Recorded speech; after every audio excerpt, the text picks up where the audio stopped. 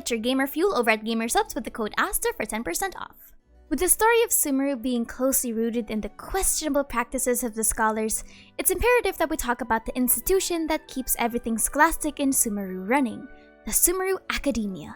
So today, welcome to what is the Sumeru Akademiya and why it's one of the most important plotlines in Genshin's story. Well, given that we need more information about the Cataclysm and Celestia and blah. Disclaimer: I'll be going over my personal speculations and thoughts in the latter parts of the video, so they are not indicative of the final product.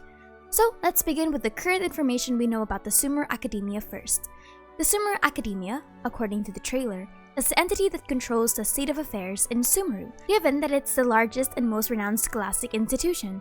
It's essentially the hub of all knowledge in the city, and is known all across Teyvat as being the best school. The Sumeru Akademiya is essentially the main governing body of all the mental means of production in Sumeru, and given that knowledge is seen as a currency in this nation, it is likely considered the most influential and pivotal institution in Sumeru. The Akademiya is divided into the 6 darshans. They all have their own specialties with slight overlaps. There are only 2 named ones at the moment that are confirmed to be under the 6. Aramati specializes in studying the elements and ley lines, while Haravatat specializes in studying runic magic. Another field was mentioned through Tignari's introduction called the Amurta, but was never confirmed as being one of the 6. Amurta refers to a classification of units. According to the Vaisheshka, the school of philosophy opens the following to be under the Amurta Guna: cognition, pleasure, pain, desire, aversion, merit, demerit, and sound. Given this revelation, I'm inclined to believe that most of the studies here in the Akademiya cover metaphysical or divine topics. A lot of the NPCs we've met had theses about divine creatures, visions, the elements, and all other things. I'm guessing that the last few schools have something to do with human philosophy and alchemy, like Albedo's expertise, or divination and the stars, kinda like Mona's. We also know that they have more physical departments, like the Oceanographic Society from Arissa, so we probably have people that study the abyss, or even just natural phenomena in Teyvat. But regardless of the expanse in curriculum, the Sumeru Akademiya is infamous for the amount of stress and rigor they invoke on their students. The Akademiya is international and often sends scholars to scout across Teyvat to expand their body of knowledge. Hosseini says that the average age to graduate is 30, with the brightest being the sole exceptions. It seems that the school prioritizes research above all else, and from personal experience being from a school that is basically like this absolutely sucks. Thesis defenses especially. We also know that there are people in the Akademiya that act as enforcers. Sino, for example, was sent to Mondstadt under Lisa's teacher's request, and we see that Sino is capable of an exorcism known as the Lesser Banishing Ritual.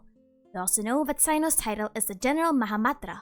A Mahamatra was an officer of morality established by the Indian Emperor Ashoka.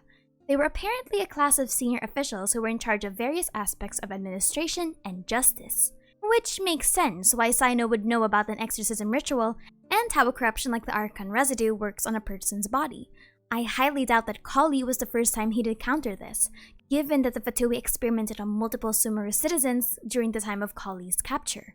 This means that there's a higher council in Akademiya in charge of maintaining scholastic integrity both in research and in practice. Notable characters that were once students or are students of this establishment are Senora, Lisa, Sino, Dottore, and Al-Haytham, with other researchers like Tignari currently unconfirmed. The inner workings of the Sumeru Akademiya seem to be quite contradictory though.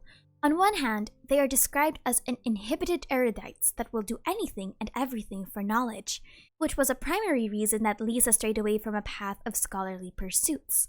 We also know that some figures from Sumeru, such as Barnabas, who was once a seer of a desert village that Kali was a member of, may not be inherently tied with the Sumeru Akademiya, but is still allowed to operate as a somewhat influential figure. We saw that he was in charge of the Fatui's division that had human experiments, but he was still able to operate normally in the public entity, which is strange. You'd think that as a ruling body that has existed for 500 years, they'd be able to sniff out things like this, especially things that are that recent. Though, the Sumeru Akademiya does have a field of justice, at least at one time. When Dottore proposed his idea of experimenting on humans by regarding them as machines that can be ripped apart, the Sumeru Akademiya heavily opposed such research, meaning that whoever was in charge at the time still had moral limitations despite the potential benefits. But again, this was during Dotore's time in the Akademiya, which could be years, decades, or even centuries ago. Which moves us along to the next part of this video. Why is the Sumeru Akademiya so important to both Sumeru's Archon quest and the overall journey of the traveler? Let's start with the Sumeru Archon quest. Consider what I said about the Sumeru Akademiya as a scholastic and authoritative body in Sumeru, having control over the mental means of production. Essentially, it's possible that every piece of information is controlled by the government. If you've ever read any form of historical text in your life, you can see this as a subtle form of mass brainwashing, where the state controls what is seen as factual evidence and mass produces it to the citizens. The subtle control over what is being shown or what is seen as true. Now the thing is, I doubt the Akademiya's goal is to establish nationalistic obedience, unlike in Azuma, but rather it's that push for folly mentioned by Dane, the continuous establishment that Sumeru is the wisest and that knowledge is precious above all things. Because the more that the Sumeru Akademiya's reputation as the sole governing body of both law and knowledge is cemented in Sumerian citizens, the less likely they are to fight against any information given by the Akademiya, which makes this so-called push for folly even worse. This is why ignorance is an important term to consider here. If the flow of the information is controlled by the same entity pursuing a push for folly, then the citizens would either have no way of fact-checking outside of the information given by the Akademiya, have no means of creating a counterpublic testing the word of the Akademiya, or simply being unable to be educated about an alternative topic. Sumeru's political game is basically an information monopoly. This idea that knowledge is a currency. So moving on from that, I actually believe that the council and the Akademiya have long been since infiltrated by the Fatui, especially if Dottore is the one leading the charge.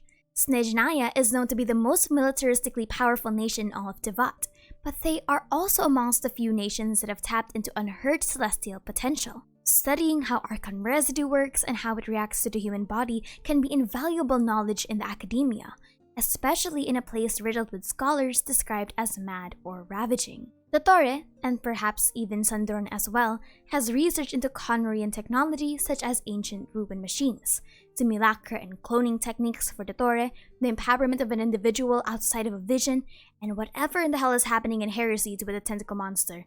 I hope nobody forgets that. Dottore's division just has a tentacle monster in their basement a la SCP Foundation style. The point is that the only thing stopping the Sumeru Akademiya from pursuing this level of scientific advancement is essentially their moral obligations.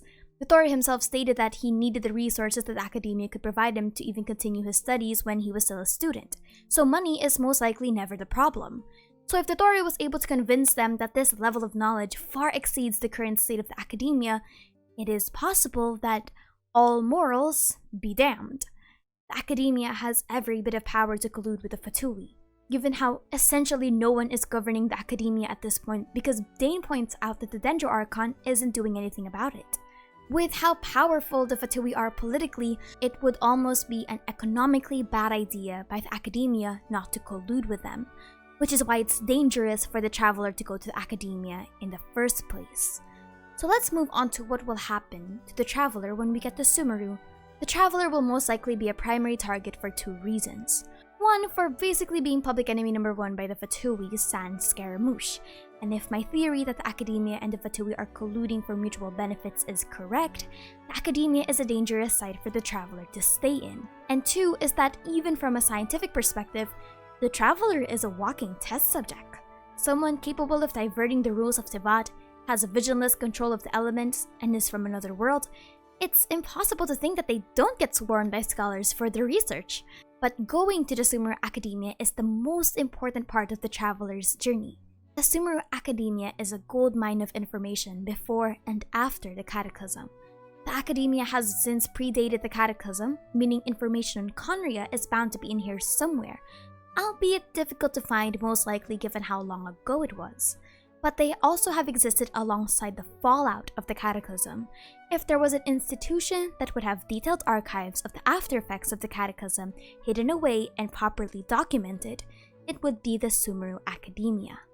This has the potential to be the biggest lore dump possible just because of how much the Akademiya is being hyped to be this international amalgamation of Teyvat's greatest minds and a timeless hub of information. It would be a bad idea for the traveler not to work with Akademiya. But yes, that's it for me. What are your thoughts on the Akademiya? Do you think that this place is secretly another pawn of the Fatui? Or do you think that there are people here that actively go against this system that knowledge is the currency? Or do you think that they're right, and that their actions for scholarly pursuits are justified if they help Sumeru in the long run? Anyway, my name is Aster, and before we end that, get your gamer fuel over at GamerSubs with the code ASTER for 10% off. But anyway, thank you for chilling with me.